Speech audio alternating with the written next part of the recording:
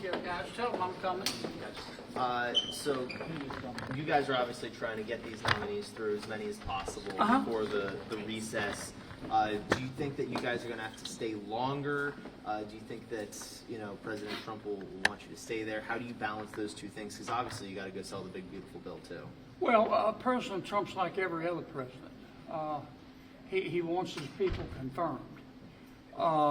We've been moving at a pretty rapid pace. I think Thune's done a good job. The problem is, we've even on minor nominations, which normally we would do by consent of both sides, my Democratic friends have chosen to make it as difficult as possible. I mean, I get it.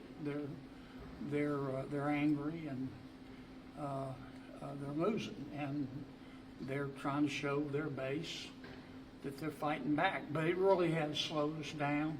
I don't have no idea what Thune's planning. If he tells us to stay, I'll happily stay. But we're moving at a rapid pace. The other thing we'd like to do before any kind of break that we take is consider a couple of the appropriations bills. Senator Kennedy, and then how are you feeling yesterday and today? Are you feeling all right health-wise? Yeah, I'm fine. Why do you ask? There was a clip on Fox News yesterday where you looked like you might have been feeling a little bit off. No, I was doing the interview. The same thing happened to Rand Paul right before me. All of a sudden, it felt like or sounded like a 747 was taken off in my ear. There was this loud screeching and white noise, and so I stopped talking until it cleared up. And frankly, I thought it was off the air. But if you'll call the producer of who was I interviewing, Cudlow, if you call the producer of Cudlow Show, they'll tell you they had a technical malfunction. And on the appropriations process. But I'm. How are you feeling? I'm feeling great, Senator. Thank Good. you for asking. They've gabbled in banking. Well, tell them I'm talking. On the appropriations process, your thoughts moving forward. I know you had some ideas on how you'd like this to advance here. Well, they wanted to do three bills at once. They wanted to do Milcon, Ag, and legislative bill.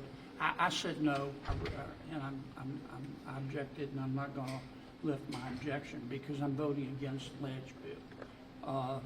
That portion of our budget is up like 32% over the past few years, and when we're cutting everybody else, we shouldn't be giving ourselves extra money. So I told them if they lumped it in, I was going to vote against the whole thing, but they can't lump it in without my permission. So they're not going to lump it in. What they do instead, I have no idea. Senator, I need you. But some of the approach bills, if I think they've made a good faith effort to reduce spending, I'll vote for it. But others where it's business as usual around here and they haven't tried to cut spending, I won't. Look, I've been here for 10 years. I've seen us reduce spending in the federal budget one time. The rescission package that we just passed. One time. So all of this honking on like a goose that people are doing by saying, oh, the appropriations process, the White House is destroying us, and they're not being respecting the Constitution. Anybody with a brain above a single cell organism knows we need to be reducing spending. You will never see it happen in the current appropriations process. So don't interrupt me again, please. I'm trying to talk, Johnny. Yes, sir. We have to do it through rescission. Okay? Got it. Gotta go, guys. Senator Kennedy.